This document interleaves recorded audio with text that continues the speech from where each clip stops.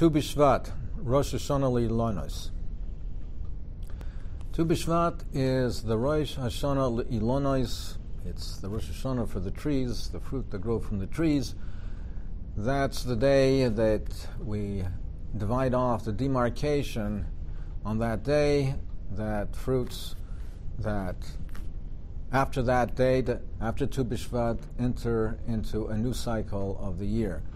We have cycles of the year which are relevant for the hafrosha of maisris, of the separating of maiser. We have years that's important in the cycle of the trees and the fruit, of what year in the cycle that they're at. And Tu B'Shvat is a Rosh Hashanah Lailnos. But there seems to be another aspect to it as well. It's brought down, Paskin and Shulchan Aruch, that we do not fix a fast day on Tu B'Shvat. Tu B'Shvat is a day of Simcha. So we don't fast on Tu B'Shvat. We're not Kivei Tainus on Tu B'Shvat. And halacha also is that there's no tachnan. There's no tachnan on Tu B'Shvat. It's a day of Simcha, so there's no in the Filos Apayim, where you don't recite tachnan. Which would seem to be very puzzling, because what is the fact that this is a new year? It's a new year in the cycle of Maisris.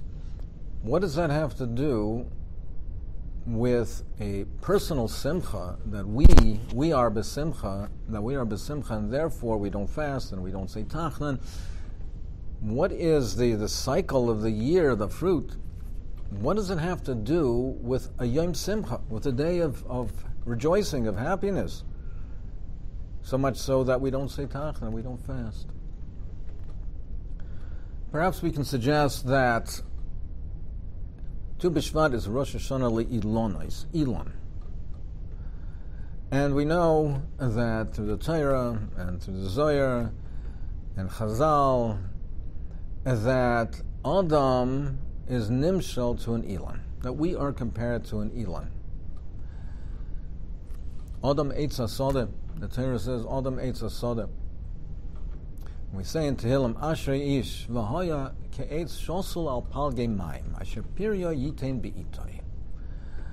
That tzaddikim are like the trees, ke'etz shosul al palgei mayim, that the trees that are planted, that have their beautiful fruit, they're planted by the waters, and they have their luscious fruit.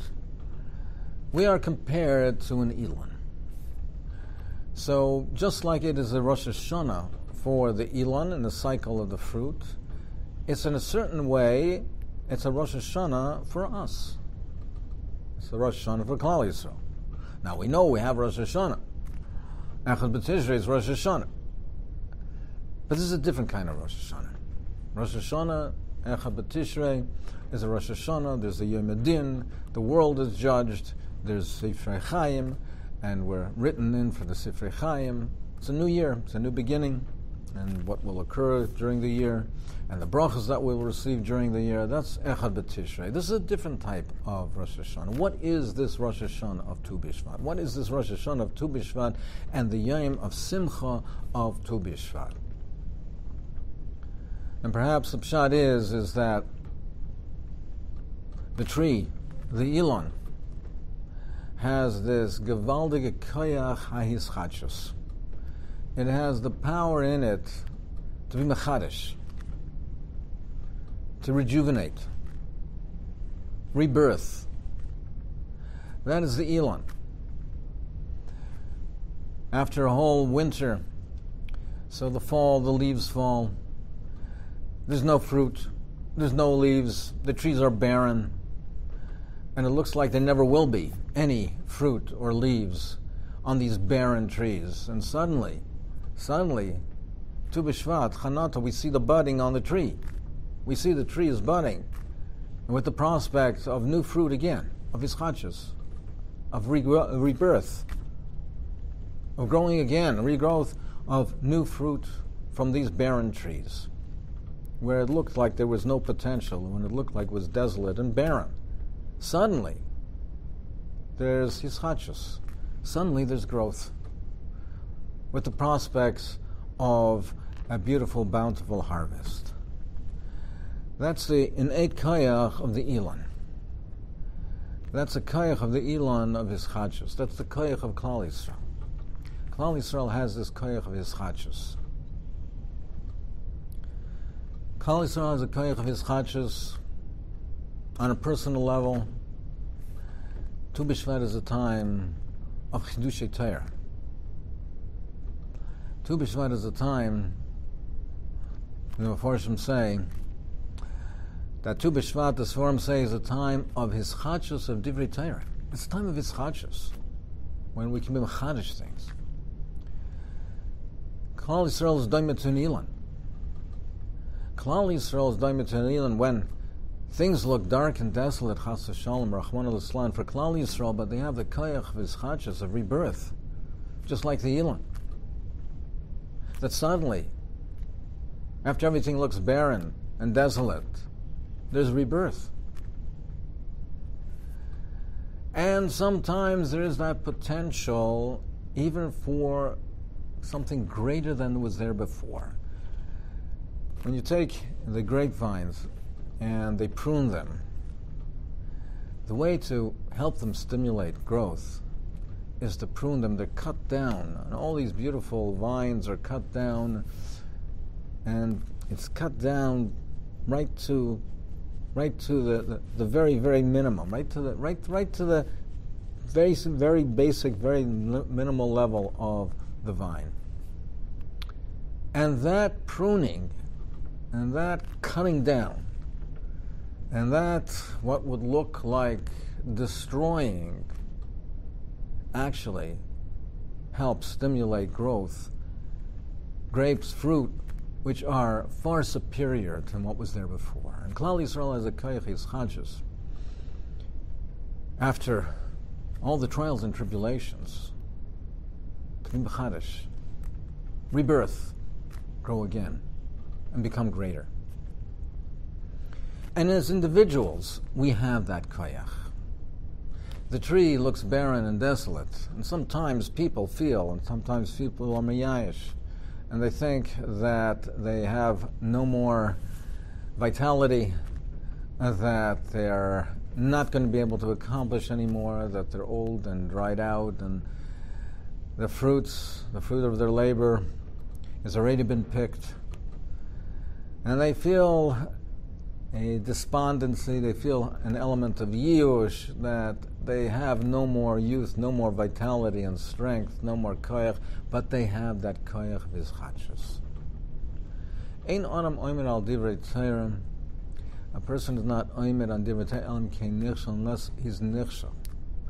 Zok Rav Tzadok HaKohen, and the greater that he's nichshel, the more he's nichshel, that gives him the greater ability to rise higher and higher. Sheva yipol tzaddik v'kam. The Navi says that the tzaddik, he falls 7 times, but he gets up. And the simple understanding of it, the common understanding of it is that in spite of the fact that the tzaddik falls, and he even falls 7 times, but he picks himself up. He picks himself up. He's a tzaddik. He fell. He picks himself up. He's determined to be Oved Hashem. The Zakr of Hutner Zatzal. The deeper meaning is the reason, the ability that the tzaddik has, v'kam, to rise and rise higher and higher and higher, is because he fell 7 times. It's the falling that enables him to rise high again.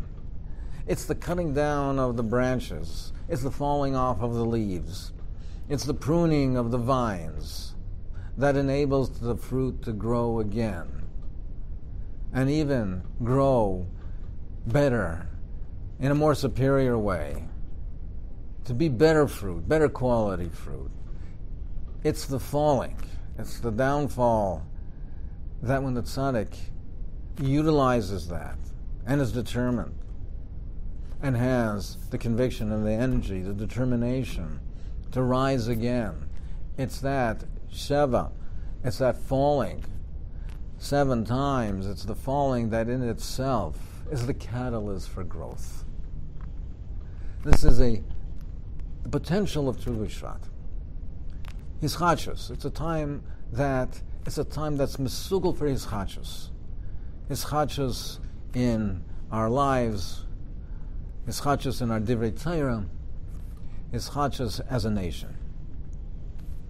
It's a time that's mesugal for hischachus. And it's also a lesson that there's no room for yish.